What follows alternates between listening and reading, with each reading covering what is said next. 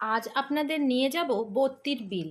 Barasat colony মোড় থেকে মাত্র ৮ কিলোমিটার দূরে এক অসাধারণ জলাশয়।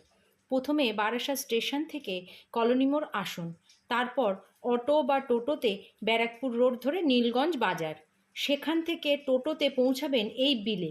কলোনি মোড় থেকেও সরাসরি অটো রিজার্ভ করে আপনারা পৌঁছাতে পারেন এই বত্তির বিলে। শেষ দিকের রাস্তাটা একটু খারাপ, কিন্তু কষ্ট করে পৌঁছাতে পারলে এক অপূর্ব সূর্যাস্তের সাক্ষী হতে পারবেন। আমরা অবশ্য বাইক নিয়ে গিয়েছিলাম। এখন বর্ষাকাল, তাই চারিদিকে পাট চাষ হয়ে আছে, কিন্তু তার মধ্যে দিয়ে সরু খাড়ি মতো বানিয়ে রেখেছে স্থানীয় মানুষরা, যাতে পর্যটকদের ভ্রমণে কোনো অসুবিধা না হয়। দেখুন কি অসাধারণ সূর্যাস্ত হচ্ছে। আমরাও বেরিয়ে পড়লাম নৌকা ভ্রমণে এই অসাধারণ সূর্যাস্তের সাক্ষী হতে। দুদিকে পাট ক্ষেত, মাঝখান দিয়ে চলেছে আমাদের রঙিন নৌকাটা। এই যে ঘরটা দেখছেন, যখন মাছ চাষ হয় তখন এখানে নাকি মাছ পাহারাদাররা রাতে থাকেন।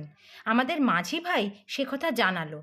যে কোনো জলাশয়ের মধ্যে দিয়ে নৌকা ভ্রমণ আমার ভীষণ ভালো লাগে।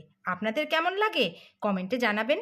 দুদিকে যে সবুজ গাছগুলো দেখছেন, এগুলো আসলে ধান গাছ। জলের উপরে সব মাথা তুলে দাঁড়িয়ে আছে, আর তার মাঝখান দিয়ে আমাদের রঙিন নৌকাটি চলেছে এগিয়ে।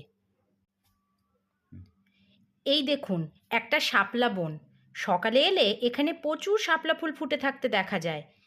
আমরা তো এখানে এসেছি বর্ষাকালে, তবে সেপ্টেম্বর মাসে এই জায়গাটা সব থেকে সুন্দর হয়।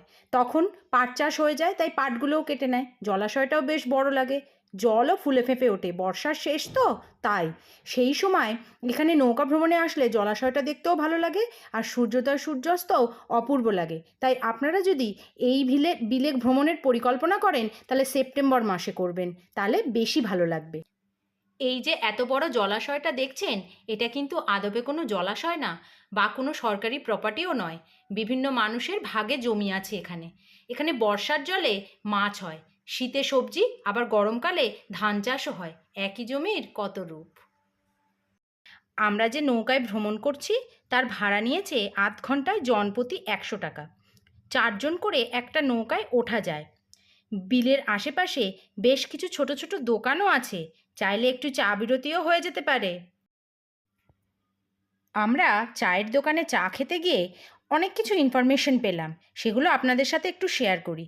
জানতে পারলাম এখানে শীতের মরশুমে পিকনিক করা যায়। এখানে এসে ওদের বললে ওরাই সব ব্যবস্থা করে দেয়, কিংবা আপনি নিজে রান্না না করে যদি মেনুটা বলে দেন, তাহলে ওরাই পয়সা নিয়ে সমস্ত কিছু রান্না করে সাজিয়ে গুছিয়ে আপনার সামনে তুলে দেবে। আর তখন তো জল থাকে না, মাঠগুলো শুকনো থাকে, তাই মাঠের মধ্যে বসে খুব সুন্দর প্রাকৃতিক পরিবেশে খাওয়া দাওয়া করা যায়। ওরা বলল খুব ভালো লাগে তখন। তাই সেপ্টেম্বর মাসে একবার আসুন, আর ডিসেম্বর মাসে একবার আসুন, তাহলে পুরো বিলটার সৌন্দর্য ভালোভাবে উপলব্ধি করতে পারবেন, ভালোভাবে বুঝতে পারবেন।